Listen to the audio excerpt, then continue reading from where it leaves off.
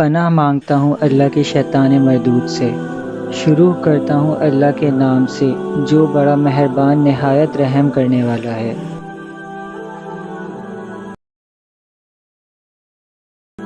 اے اہل ایمان، جو پاکیزہ چیزیں ہم نے تم کو عطا فرمائی ہیں ان کو کھاؤ، اور اگر اللہ ہی کے بندے ہو تو اس کی نعمتوں کا شکر بھی ادا کرو۔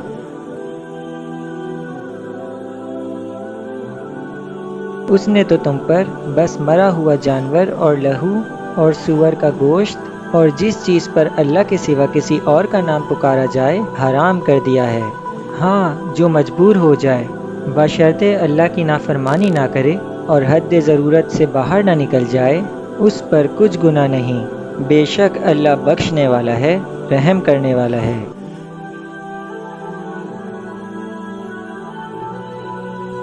جو لوگ اللہ کی کتاب سے ان آیتوں اور ہدایتوں کو جو اس نے نازل فرمائی ہیں چھپاتے اور ان کے بدلے تھوڑی سی قیمت یعنی دنیاوی منافعت حاصل کرتے ہیں، وہ اپنے پیٹوں میں محض آگ بھرتے ہیں۔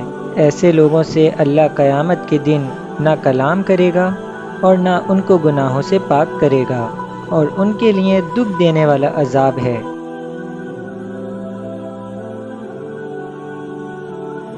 یہ وہ لوگ ہیں جنہوں نے ہدایت چھوڑ کر گمراہی اور بخشش چھوڑ کر عذاب خرید لیا۔ یہ آتش جہنم کی کیسی برداشت کرنے والے ہیں۔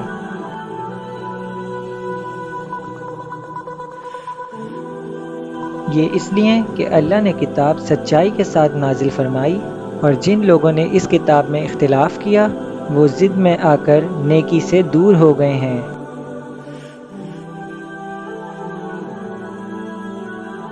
نیکی یہ ہی نہیں کہ تم مشرق و مغرب کو قبلہ سمجھ کر ان کی طرف منہ کر لو، بلکہ نیکی یہ ہے کہ لوگ اللہ پر اور روز آخر پر اور فرشتوں پر اور اللہ کی کتاب پر اور پیغمبروں پر ایمان لائیں، اور مال باوجود عزیز رکھنے کے رشتہ داروں اور یتیموں اور محتاجوں اور مسافروں اور مانگنے والوں کو دیں، اور گردنوں کے چھڑانے میں خرچ کریں، اور نماز پڑھیں اور زکوٰۃ دیں، اور جب عہد کر لیں تو اس کو پورا کریں، اور سختی اور تکلیف میں اور جنگ کے وقت ثابت قدم رہیں۔ یہی لوگ ہیں جو ایمان میں سچے ہیں، اور یہی ہیں جو اللہ سے ڈرنے والے ہیں۔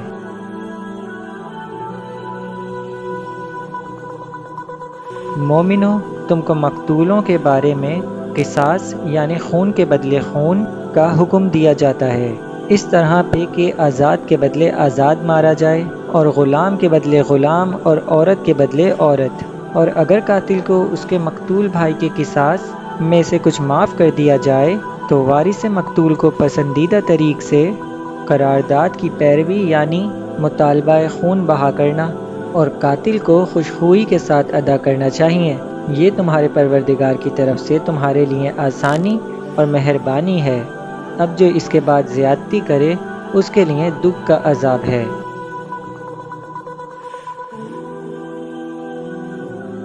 اور اے اہل عقل، حکم قصاص میں تمہاری زندگانی ہے کہ تم قتل و خون ریزی سے بچو۔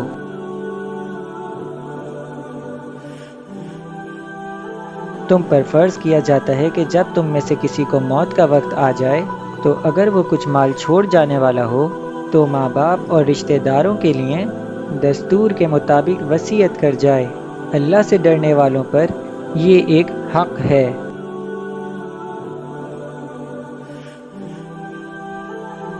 پھر جو شخص وصیت کو سننے کے بعد اس کو بدل ڈالے تو اس کو بدلنے کا گناہ انہی لوگوں پر ہے جو اس کو بدلیں، اور بے شک اللہ سنتا جانتا ہے۔ یا اللہ، اس ویڈیو کو جتنے بھی لوگ دیکھیں یا سنیں اس کا ثواب میرے بھائی فہمید حسین کی روح تک پہنچا دیجیے گا۔ یا اللہ، میرے بھائی فہمید حسین کی مغفرت عطا فرما۔